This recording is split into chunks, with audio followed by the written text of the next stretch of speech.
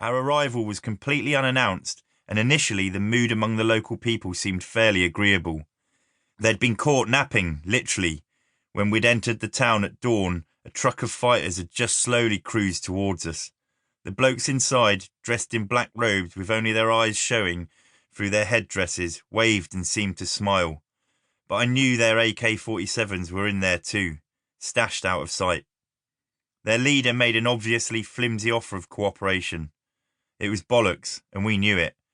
Once we'd kicked in a few doors and moved through one or two buildings, where we found stashes of guns, ammo and drugs, the mood turned nasty.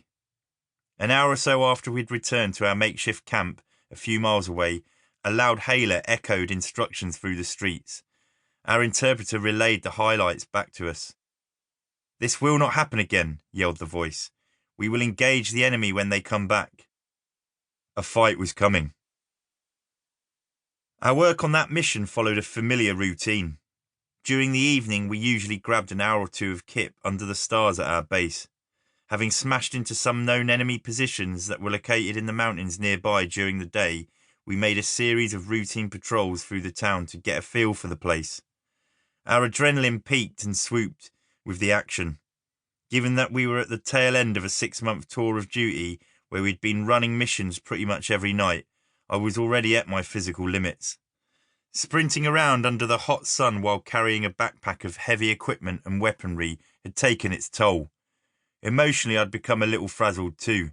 The stress of entering buildings unannounced and scanning the shadowy corners of dingy houses for gunmen and bomb makers, while looking out for the safety of innocent civilians and screaming kids, had yanked at my nerves. When the battle eventually came, it was ugly. We had returned to the town the following morning for another series of door-to-door searches, but a different atmosphere had seeped into the disorientating alleyways and thoroughfares. As promised, there was a noticeably more hostile vibe and way too much activity for my liking. People watched us closely wherever we walked. A group of lads on motorbikes zipped through the streets, constantly checking on our progress, but this time their AK-47s were in view. It felt as if the first shot was only a heartbeat away, until finally, at noon, I heard the unmistakable surge of bloody violence. But. Somebody was firing on the other side of the outpost. My earpiece crackled. There was a shout. "Contact north of the village." More shouting came through on the squadron's comms network. "We've got a casualty. We need to host a rendezvous point." I heard panting, the sound of soldiers running. "Yeah, there's 2 motorbikes moving around with shooters," shouted the voice. "Foxy, we're coming to where you are. You'll see us in 5 minutes.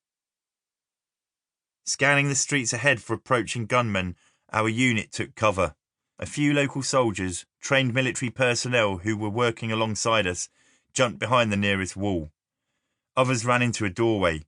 The buzz of roaring motorbikes and firing AK-47s was drawing closer, and my heart rate quickened as the oncoming gunfight played out over the comms.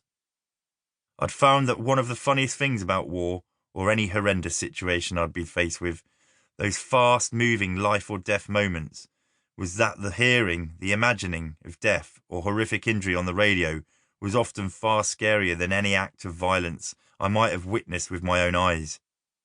An operator on the peripheries of a battle listening to the screaming and shouting through their earpiece could be more rattled than those lads firing in the thick of the action. I've heard it's the same for medics working in a frantic NE situation. Doctors learning about a mass casualty event can be traumatized just by the anticipation of what they're about to see. Emotionally, they end up in a much worse place than responders helping any badly wounded victims at the scene itself. Without visual contact, there's no context. The mind makes shit up, and any imagined story is far worse than the reality. There was no doubt from the yelling in my earpiece that a nasty fight was kicking off, but I had very little idea how the engagement was taking shape, or its speed and scale. God knows how many people were shooting at us, or from where. I later learned that a group of enemy commanders had hidden themselves on a nearby hill. From above our position, they were orchestrating the chaos with binoculars and walkie-talkies. One of them must have spotted my unit because a truck of gunmen suddenly turned.